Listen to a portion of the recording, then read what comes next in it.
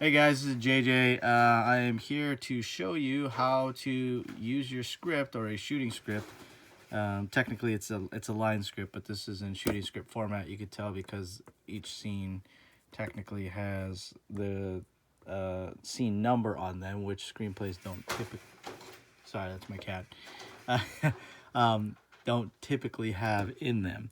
So the differences between a line script, a shot list, and a shooting script. I know I've been using shooting script uh, to designate this type of script that has the scene number, so you can create a line script. But a shooting script is technically um, like a shot list organized into whatever order is best used for that shoot day. So I'm going to show you real quick how you can line your script to create your shot list and why it's so much easier doing it this way instead of just kind of coming up with it on the fly. So I'm going to be reading some of this on here. This is from Cole. This is a short film that we shot in 72 hours. We ended up winning Best Film and Audience Choice Award. We wrote, shot, edited, and delivered a complete film, and it didn't even look like it was done in 72 hours, which is why we won Best Picture and Audience Choice Award. So this is from the second page, just because it had multiple scenes. This will help me with showing you how to translate that into a full-blown shooting script for your shoot days. All right, so let's just start. Interior hallway night. Janet comes face to face with a small boy, Gabe, down the hall. He stares at her blankly, a stuffed animal dangling from his hand. They regard one another in an eerie moment. Suddenly, he darts into a classroom. She pursues him. So, for a line script, and scripties do this too, your script supervisors, what you're going to do is figure out what shots that you want. Now, Roger Corman, what he did is when he created his shots, why he was able to do hundreds of films very quickly and have his turnaround very, very quickly, was he created a system to where he would set up his shots as a master and two pops. Now, what that means is a master shot will cover the entire scene, typically on a wide, but it can be a moving scene, say like what Spielberg does, where he'll change up in a oneer. But that's your master. Your master is going to cover everything that's entailed into this scene. Now the two pops would be let's mark that down. So the way you would do this is your very first line through. You're going to start wherever your shot is at the beginning of. Okay, make a little dash, line it through to where it ends, and end it. On top of here, you're going to write some sort of designator. So you could write master or M for master. I believe this one we did a wide shot. So you're going to write some sort of designation to tell you what type of shot it is. Okay? The two pops in this is what Roger Corman used to call it, are your over the shoulders, or focusing on two characters talking to one another. So here you have Gabe and then you have Janet. They come face to face. So technically, they look at each other and interact with each other through the whole scene. So I'm gonna actually create two more shots, right, through this whole thing, because they both have, you have he darts, she pursues, they regard one another, etc., etc. So let's do these as close shots, both close shots from here to here. Okay, so if you want, you can get more specific and say this is Janet's close shot, this is Gabe's close shot. You don't need to go that deep, but you want some sort of designator to say like, hey, this is what it is. All right, let's move on to the next scene. That scene's already done. That entire scene, scene 3, has 3 setups, 3 shots that you need to get the complete coverage of everything, and they overlap one another, so you will be able to ensure you have enough editing material. Okay, so next one. Let's this is a bit longer. Interior classroom number 2, night. Then I know we mentioned slug lines. This is the proper format for the slug lines. It's interior, exterior, period. Oh, it's INT or EXT. Well, whatever your location is in the script, not what your shooting location is, and day, night, whatever designation that is. All right. So Gabe is hiding in here. She looks under a desk and finds him shaking like a leaf. Shh, it's all right. I'm not going to hurt you. Come on out. Janet is interrupted by the sound of a school bell ringing. Her migraine flares up again. The bell stops ringing, and the room is suddenly flooded with a bright light from outside. She is visibly panicked. Gabe, however, slowly stands, facing the light as if he is drawn to it. Janet reaches out to him. Get down. Get down. He ignores her plea. Slowly, he drops his stuffed animal and levitates. Horrified, she grabs him. She makes a break for it, but pauses to pick up the stuffed animal. They exit the classroom. Just to mention on here, the school bell and the stuffed animal were actually part of the 72-hour challenge. We had two items that we had to include into our film to qualify, to make sure that it's not just a random genre. The genre that we picked was one of them. All these things were picked at random. So we pulled them out of a hat. Our genre was alien attack. It was a horror challenge, 72-hour challenge. And then we had a school bell and the stuffed animal. So that's why those are in there. But that could be anything. All right, so I can do another wide shot. I might want to cover everything, so I'm going to designate where the beginning of this shot is. Right? I'm going to line all the way through because I want to cover everything from one angle. And let's call it a wide shot. Okay. As we follow her around, this wide shot, I believe in ours, turned out to be a follow focus. So we actually followed her as she went up into this next shot, which again, I could change that to a follow focus if I want to. So instead of a wide, I'm just going to do follow focus. Okay. Gabe is hiding here. She looks under a desk and finds him shaking like a leaf. All right. Here's where it gets a little hairy, and which is why I chose this part here. All right. Unfortunately, there's no other person who has their dialogue going through here, but this will still actually work in here. So, and you'll see what I'm talking about in just a sec.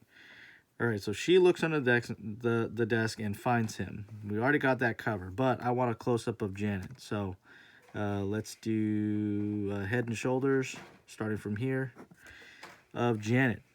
All right. Here's, again, where it gets interesting. When I line through and make these long lines, and again, this is something script supervisors do, I'm going to cover everything that this shot of this head and shoulders is going to capture. Anything that's not in there, I'm actually going to squiggle through until I pick back up where that shot continues. So I'm obviously going to get all of her dialogue here with this head and shoulders, right? Janet is interrupted by the sound of the school bell ringing. Her migraine flares up again. The bell stops ringing, and the room is suddenly flooded with a bright light outside. Okay, so I would probably do this maybe up until here, but the bright light outside I might not want to cover. So even though that's a single line, I'm going to squiggle through. Then she picks back up here. She's visibly panicked.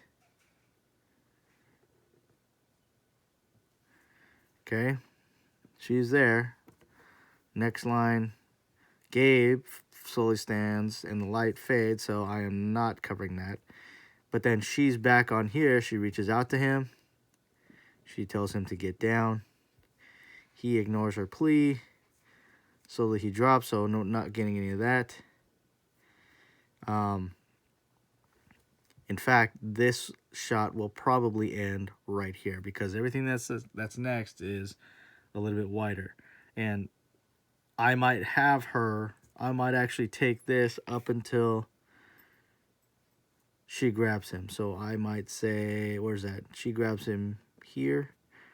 I don't need any of that, but that line for sure. That's where this shot ends because She makes a break for it, but pauses to pick up the stuffed animal, blah, blah, blah. That is not contained in the head and shoulders. The head and shoulders is, if you remember the frame heights, is literally just the head and the shoulder. So it's I believe the widest type of close-up there is.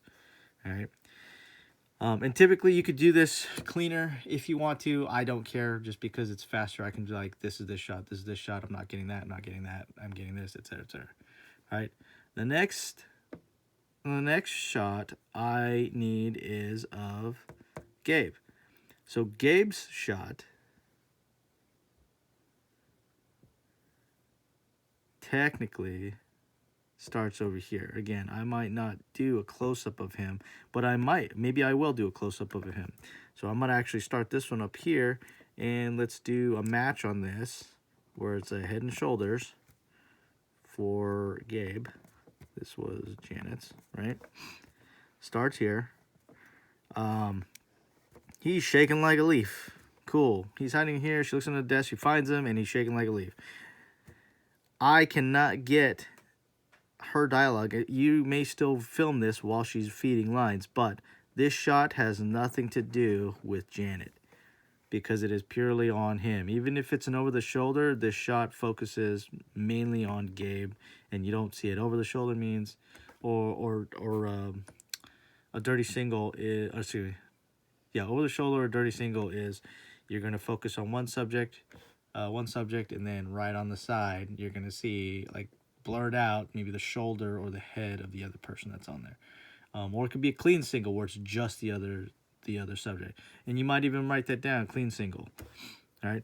But in this head and shoulders of Gabe, I might show him shaking like a leaf, which you will catch in the follow focus, but I want to highlight that with a closer shot.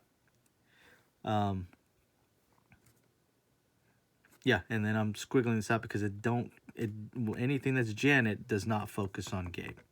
Okay. Janet is interrupted by the sound of a school bell. Her migraine flares up again, blah, blah, blah, blah. You don't actually see this until maybe right here. So I could end this shot here. I may want to follow this until there and end that shot there, because he's going to stand up. Gabe, however, slowly stands. I might want to cut on action in between that and the next shot that I want to get. Okay. All right, so all this stuff, school bell rings, migraine flares, bell stops ringing, and the room is suddenly flooded with a bright light from outside. Now, for this one, we ended up doing a cutaway of the bright light outside. Now, we do this for inserts. If there's something inserted where it's just one or two lines here, what we're going to do is do something like this. Start, underline from outside, end, and then we're going to put that as cutaway. Okay, that's what that is going to be. Or if it was an insert, we put INS for insert, but it's not an insert. So yeah, so there we go. She's visibly panicked. However, Gabe slowly stands. And again, this is a new shot, so gonna start from here, right? And we're doing this for the most part, with the exception of the inserts, in order from the shots that I see along the way. This is how I do it. Even though this one technically came over here, I saw her and looking under the desk. In fact, that should probably go up above here, which is fine. You know, coming up here, head and shoulders, Janet. But it is going to be in order of what I'm doing that. Since Gabe's shot, his head and shoulder ends with him getting up, I'm starting a new shot, possibly a new shot, even though it's, again, if it's covered in the wide, and facing the light. So maybe I don't want that here. Maybe I want it here. He faces the light. So after he gets up, you see him stand facing the light.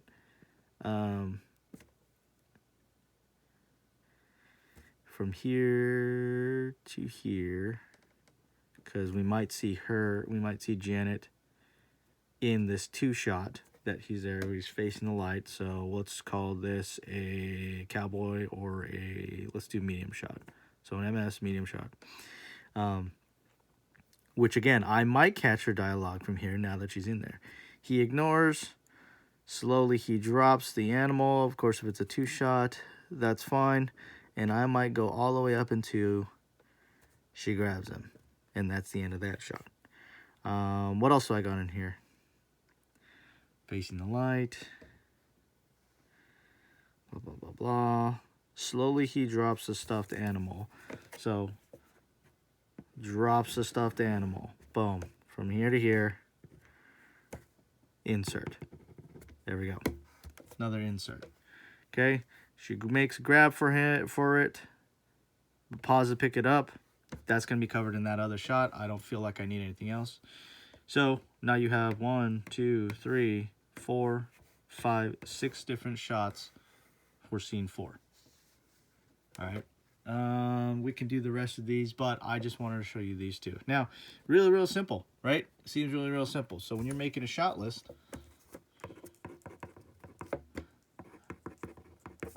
okay, and you should be doing this. If you're doing it here, make sure you translate it into something like Excel. I use an app called Shot Lister. It's only exclusive to Apple products, which is another reason why I still have an iPhone. Is I have certain apps that are only specific to that.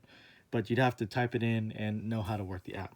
All right, so making the shot list though. So let's go.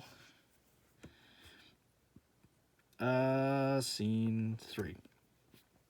Now, scene 3, first shot, right, is going to be wide shot, right? And you can put wide shot, whatever. So this wide shot, when you're making this, it is small boy, wide shot. I'm going to add a description, so we'll actually put master. And then Janet finds Gabe. Short description. It's a master here, here, here. Now, if I wanted to, on here, I can even add a lens, whatever lens I want. Again, if you're doing this with your cinematographer as a director, you could add in your lens. Say, I want this wide shot at a 18 mil. Okay.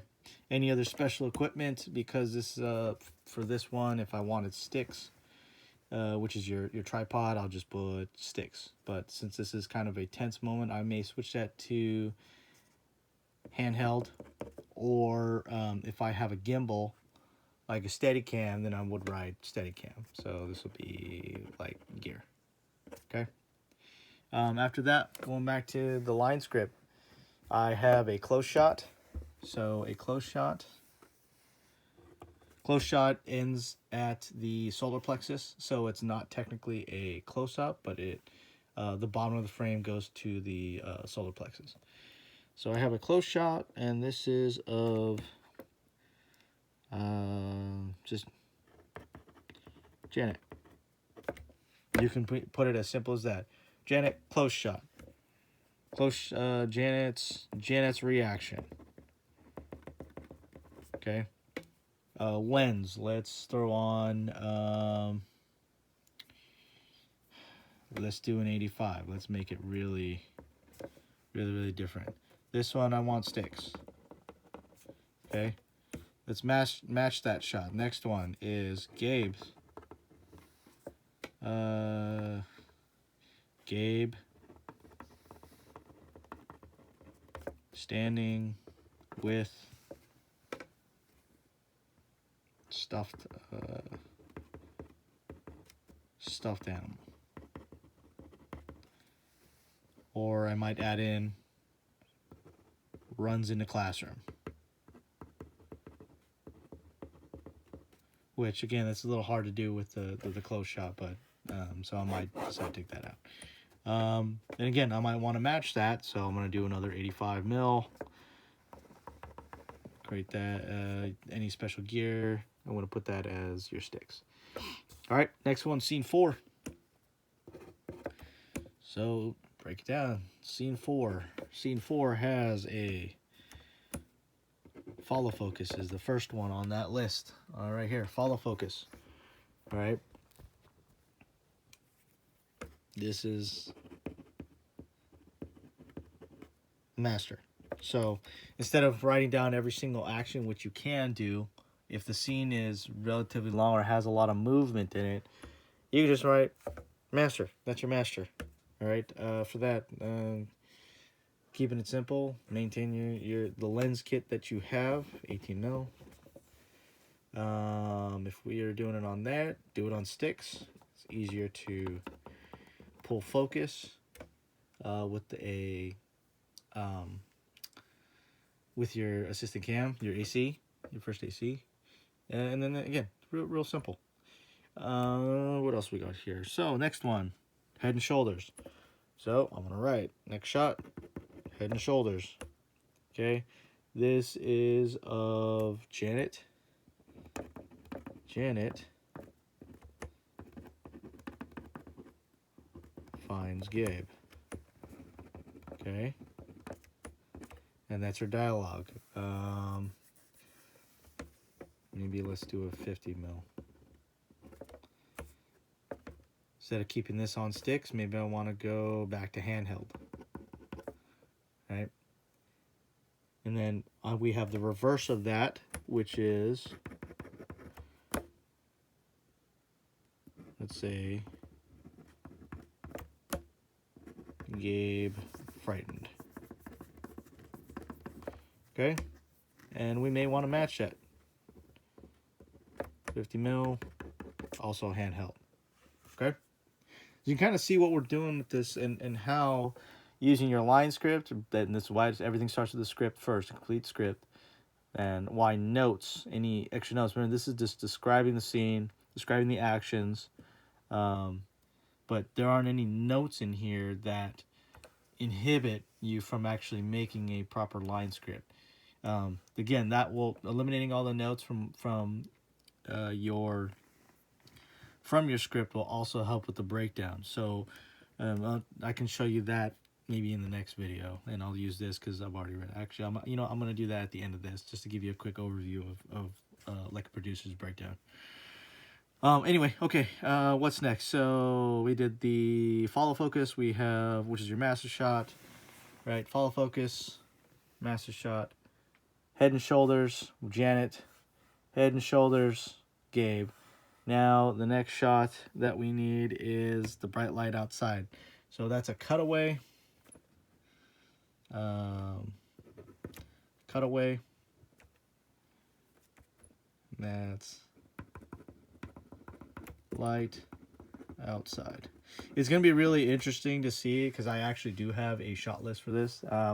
What any similarities or differences? Because I'm trying to do this quick. I'm not even trying to make it exact or thinking about like the drama of it, any movement or whatnot.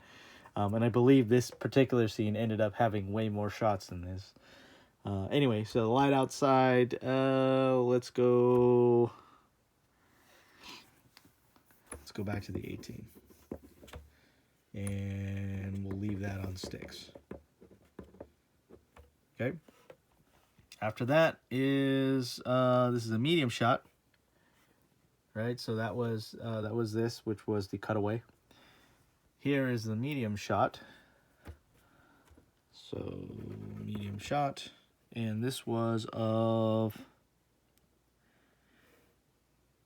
Gabe essentially entranced. So this is a 2 shot from what I mentioned on here. I did this one on purpose, so it's a 2 shot for one of Gabe entranced. As a 2 shot, maybe I'll go with the I'm just making these up, 24 mil on sticks. Okay. The last shot that I have is an insert of the stuffed animal dropping. So falling to the floor. And it's an insert, so it's a close-up shot. I don't think it's called, it's a hi-hat. So I'm going to put on here an insert. Okay. An insert.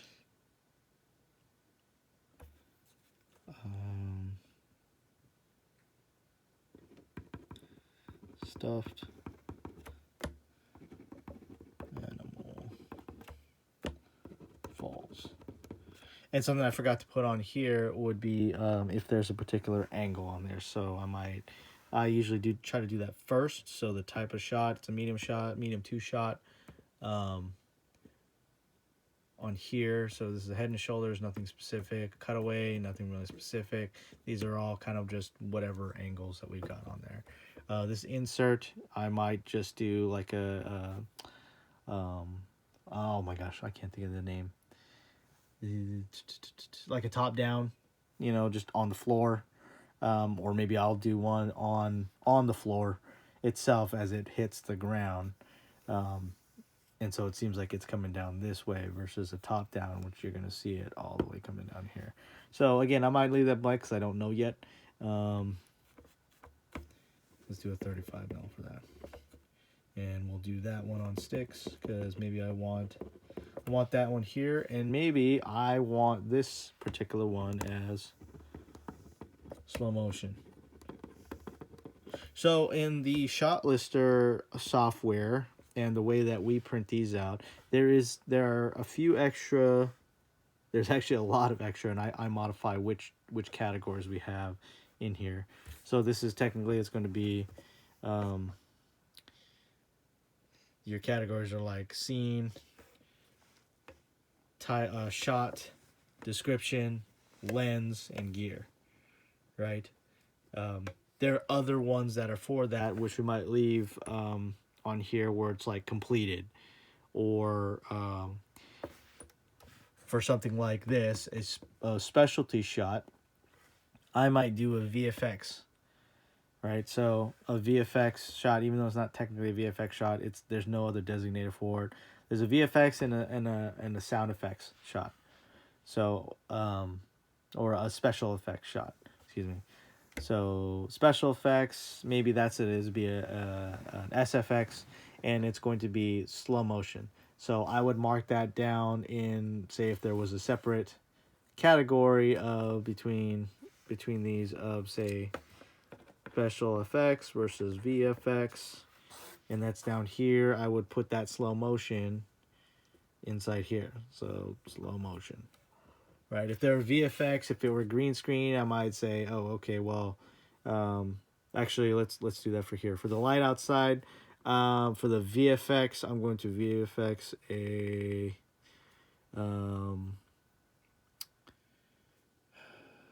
what's something there? Floating lights on top of the light outside. So other floating lights, and I'm going to do that via VFX. So there are different ways to set that up. All right, so that's basically how you would do that for a shot list broken down by scene. Now,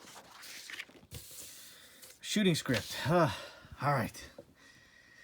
Whew. Yeah, this is a lot of work, but again, this is going to pay off in the end when it comes to production day, because given this, and you know your shots, you know exactly what you're in for every scene.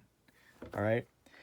Your shooting script essentially organizes these shots and scenes according to scenes first, and then the shots in there according to your setup come shoot day.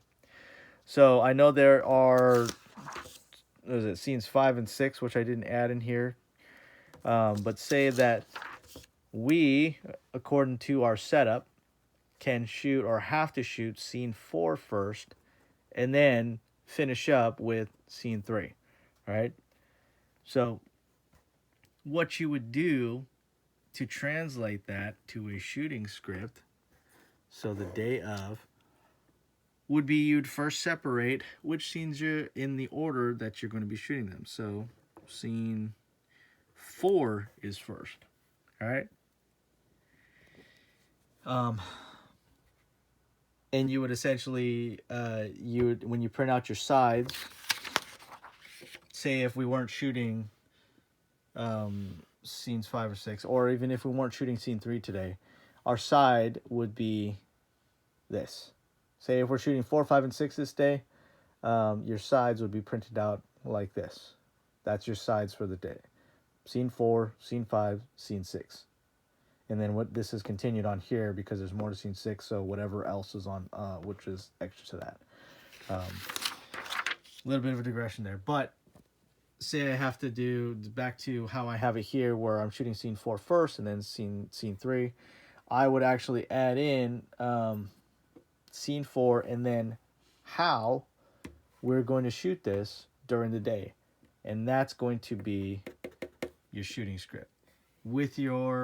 With all these that you've got, this is why it's important, or why it's massively helpful to do this in like an Excel sheet or something like Shot Lister, is you can make up your shots in chronological order, which you've done in your line script, which will be done and shown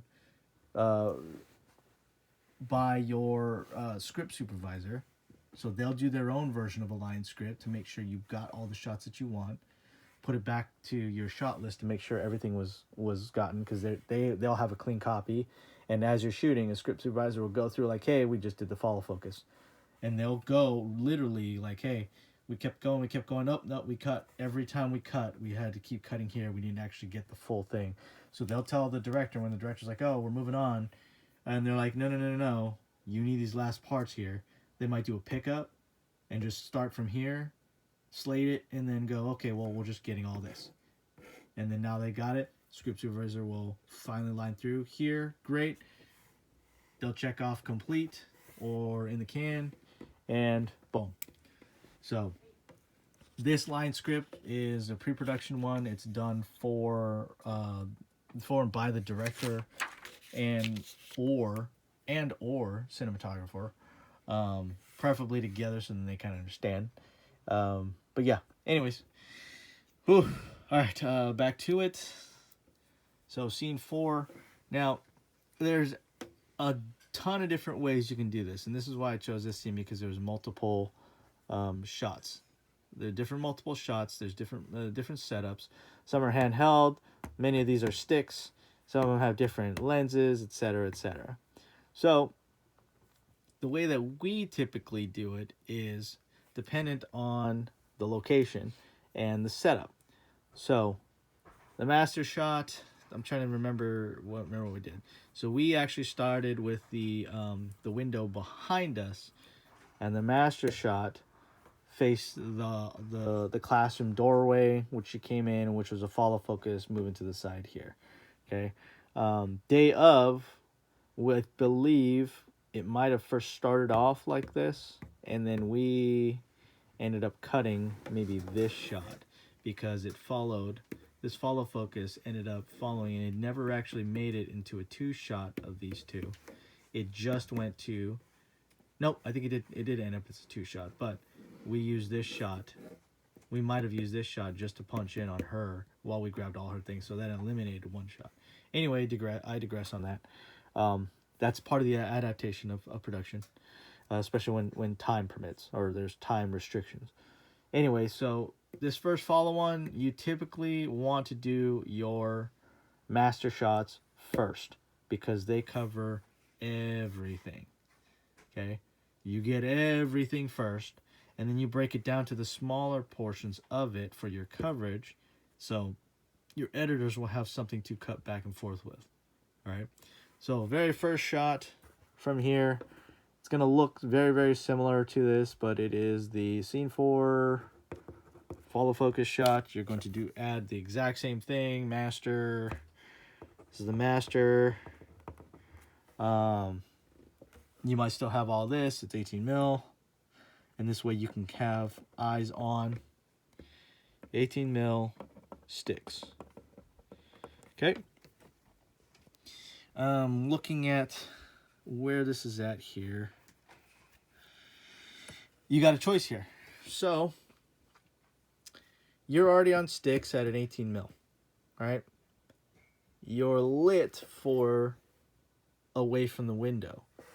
However, you have shots that are also 18 mil sticks, but they're facing in the complete opposite direction. Now, it's going to be rough, and I'm going to tell you this from experience. It will be rough trying to shoot one way, flip it to where everything is shooting the opposite way, and then have to flip back to shoot everything else from there. So, for myself, when looking at this, the master comes over here, shoots to the side, ends up changing that angle. Punch in, reverse. Light outside, 2-shot. Gabe and trans. That can actually be from here and here. So we're already on sticks. I'm going to align this next shot, the medium shot, next, because we are literally almost in the exact same position. And so we only have to change up the lights for it very minimally. We change the lens, and we changed the lens, and we ended up getting a different 2-shot. So after the master, now we're doing the coverage. And this is 2-shot.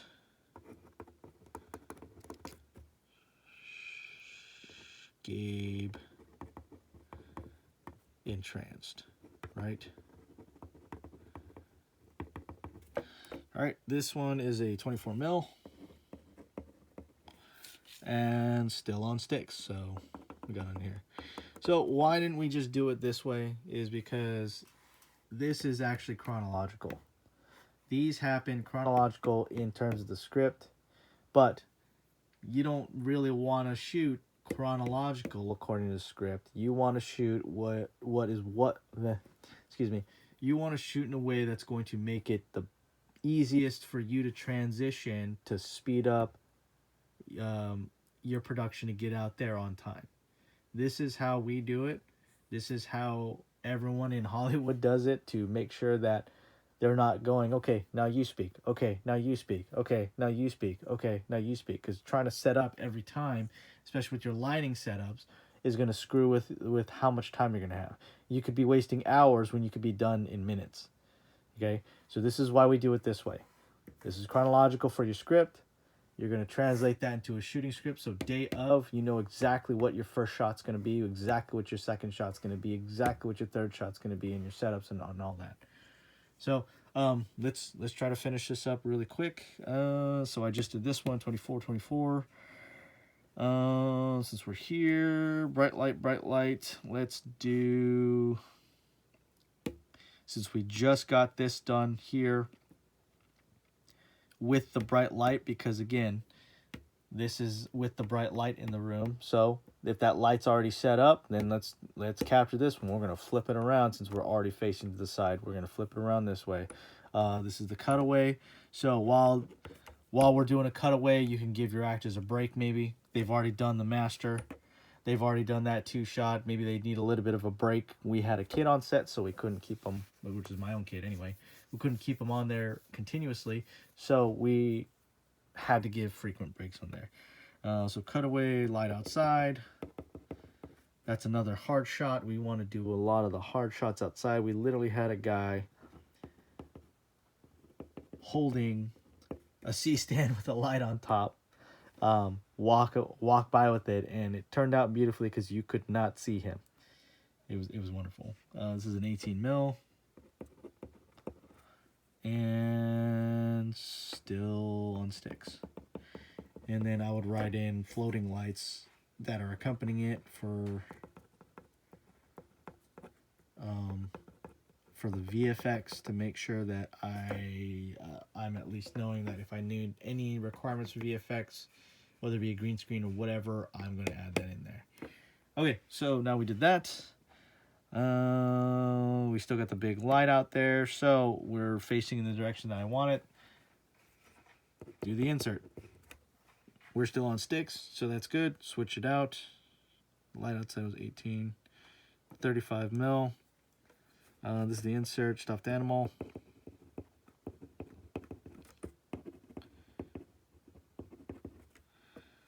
Stuffed animal falls. This is a 35 mil. This is on sticks. And this is, for special effects, is a slow motion. Okay. All right, so that went from, if we're looking at the classroom, I can actually draw it out for you. It'd be better. And let's do it down here. So if we're looking at the classroom, this is outside. We had the door here. We ended up over here underneath the desk. This is the, yeah, so and the way that we had other desk linemen here. We did a follow focus. We had one set up here. Our follow focus and master was actually from here. Actually, might have been around here. So we posted here, focus this way, followed her all the way to this point, and we ended up getting a 2-shot here on the master. Got everything up until I think it was no, I think it was for the back here, to where even he got up and stood over here while he was in a trance. So we're shooting in all this direction, from here to here first.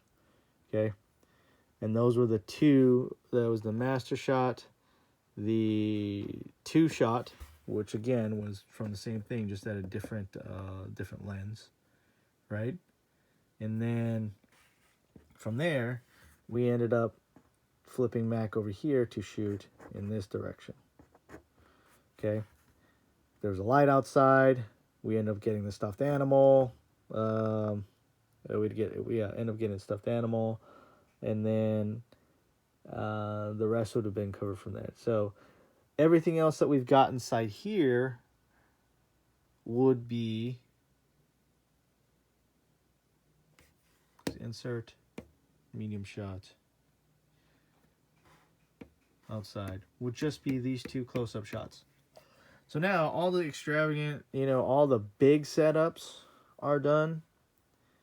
And then we moved in because our actors were here and underneath the table here, right? So from this, we ended up, because we're already, the last setup was facing this way, we're actually going to continue facing this way with Gabe's head and shoulder. Head and shoulder. This is Gabe frightened. And since we don't have to have the room flooded with light,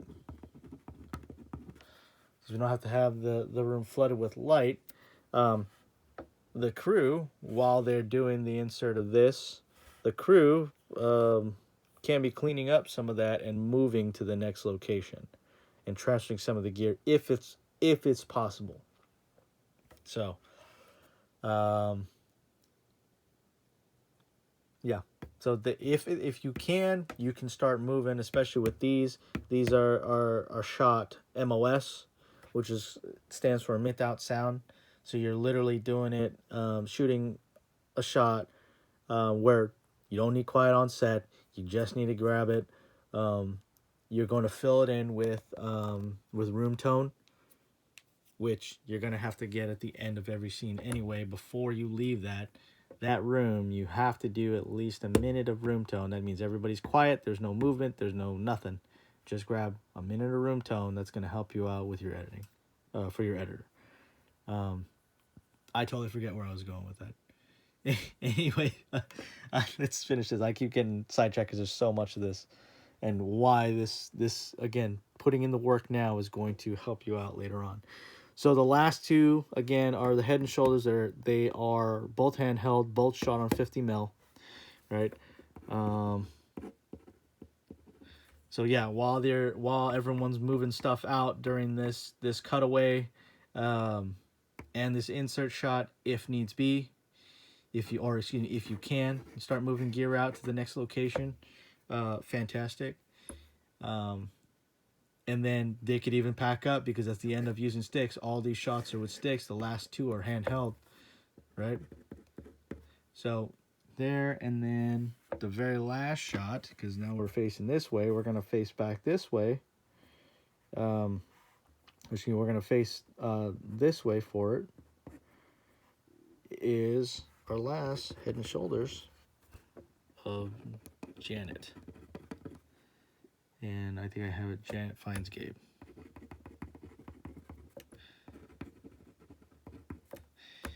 Again, I don't have to switch the lens because it's already the same. It's handheld, so I don't need sticks or any other equipment. And boom, shooting schedule for this. All right, I would do the same thing for scene 3. And if everything goes correctly, this would be our shooting script. All right, you can get as extensive with your descriptions. Some shooting scripts will actually add in your audio, which is known as an audio visual. But this is a minimum requirement for a shooting script that we use and how we structure it around scheduling. So scheduling for the day. So strip boards, I can send you examples of strip boards. We'll line up which scene we're doing first versus next, etc., etc.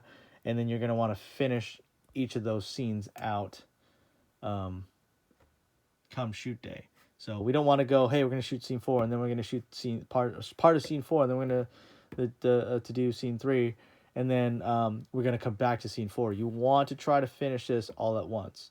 The exception would be, especially in this one, the exception would be is if you have different times of day that you're shooting it. So our character ended up getting a migraine. She couldn't tell what was going on, and an entire afternoon or day lapsed without her knowing. Technically, those would be considered 2 different scenes, but I think the way it was written, it was all just one, so we would do that. However, the way that we shot it was, in that scene, whatever scene that was, we just set it up to where the hardest shot first, because we shot a day for night. We blacked out the windows, made it look like nighttime, turned on all the lights, make sure there's no light bleeding through. Shot that first, tore down, started shooting everything else with that, and then we moved on. So yeah, this is the basis of your shooting script. Okay, it's essentially a shooting script, again, is your shot list in chronological, or excuse me, let me start it over from the beginning. This is your line script in shooting script format, which has got your scene numbers, so you know. All right, screenplays don't typically have that. You're going to do your line script, which is shots, so you know exactly, making sure you cover every single thing that you got here, and hopefully more than once than just your master. The last part of the master and 2 pops. Again, so master captures everything, the 2 pops, the over the shoulders. And the last part of that is any inserts. So that's the way he did it. You don't necessarily have to follow it, because we didn't follow it that way. We ended up doing our over the shoulders, breaking up the action just because of gear. Oops, no, that's the other way. Sorry. I'm losing track of that. We ended up doing our head and shoulders last. So for Corman, he would do a master, he'd do his over the shoulders, and then he'd do his cutaways and everything separately. We ended up doing this, because that's technically a master. So we do those 2 first, he'd do these 2 next, and then these two last, because, again, and that might be something that you might want to consider instead too. Switch these 2 out, and again, why it's so important to put that in, say, an Excel sheet. Switch these 2 out with these 2, right? Because then you don't have to worry about having to reset up for sound. Sound's already there. Let's just flip-flop those.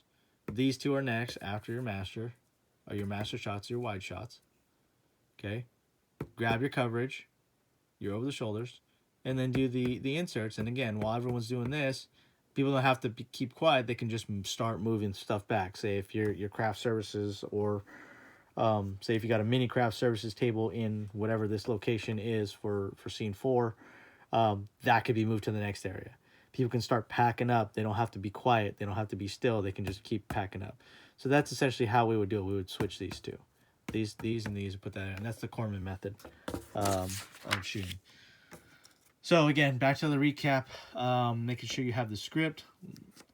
Create a shooting script format where you have scene numbers in there. These will eventually be your sides for the shooting day. You wouldn't necessarily need all this stuff. You would make them small, and you'd print out, hey, scenes 3 and 4. That's the day of. But your shooting script, you line out your different shots, make sure you have enough coverage. Then you translate those shots to your shot list. These are all in chronological order with what type of shot, what the description of the shot is, lens gear, anything else that you find pertinent is going to help you with that. Again, I will send out a copy of the shot list that I did use. You'll see the whole shot list using Shot Lister and see what we did actually use in there. But yeah, the difference is we ended it here. I didn't make a shot list. I decided on the fly with my AD. My AD and I helped decide on the fly because we ended up having a whole separate column just to check off. Hey, did we get the wide? Yes. Hey, did we get this shot? Yes. Yes, we got this shot. Yes. And we just literally just check it off. Same thing for here. If we know, hey, a master, we do our masters first and our wides first. So we started with this one. Cool. And again, AD would know these are the one. This one's first. This one's second. Do we grab it? Cool. These two are next. Did we grab this one? Yes. Did we grab this one? Yes. And that's exactly how we would do it. So we don't technically go that extra step to make it a shooting script, but it can help you depending on how organized you want to be. And then again, the last one, we did the cutaway first and the insert last. And then, cool, we got everything, got all our shots, moving on. And then and I did that backwards because then we did this one next. That's the next one was scheduled. But your shooting script, I can find it.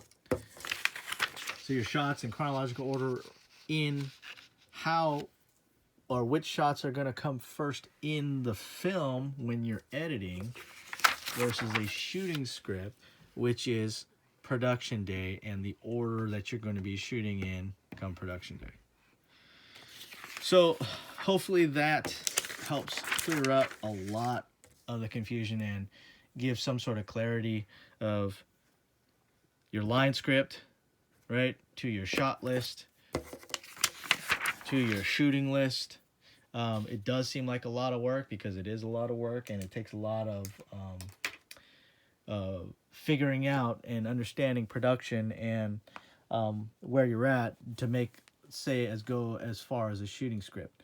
So that's why I say that most of what you guys need to do if you've never done a shooting script is to make a shot list by lining out your script, your completed script with shots, and then just translating them to something here. And again, put it in an Excel sheet, put it in a format like the attached copy I'm going to add to the email so you can see easily and switch them back and forth for when you need. Okay, so again, this is as far as we went because we already knew how to do stuff for the shooting script on the fly because we already knew, hey, we need this one first, hey, we need this and that. The other side to that, I think, is how we did it. Was we would actually pre-label these shots.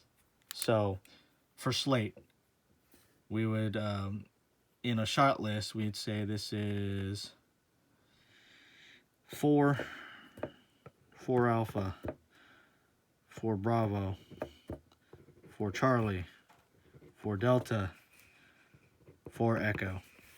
All right, And so whenever we're talking about what shot are we doing, we'd call it out because we're already pre-labeled.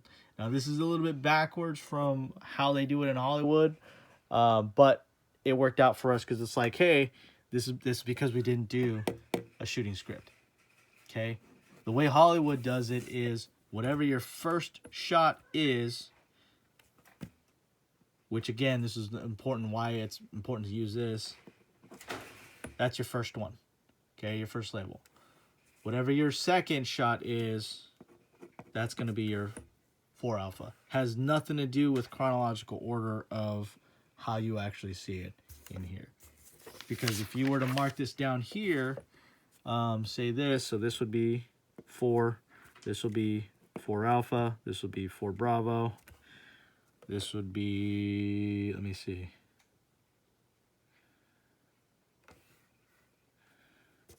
4 Charlie is over here, 4 Delta, and 4 Echo. Okay, you can do it this way. Just know that you have to have it marked out beforehand, so when you're slating, you'll know, hey, I know for sure this one is going to be this. The other way to do it, again, because you already got this scheduled out, it's going to be according to whatever was shot first. So because we flip-flop these is 4 alpha, this one turns into 4 bravo, 4 delta because these are flip-flopped. And then this one is, oops, sorry, this is 4 Charlie. I skipped it. Don't mind that. This one is 4 delta and this one is 4 echo. Which again, between the two, they don't line up. Because this would be done while you're shooting it and filled out that way by your scripty or whatever laws you're taking. While this is done beforehand, and you can do it. That was like, hey, we're doing this. And say if you wanted to add a shot in here, then it would be, say that, say for whatever reason, you wanted a punch out from Gabe's angle for this head and shoulders, and it's on the fly. You're like, you know what, we need it.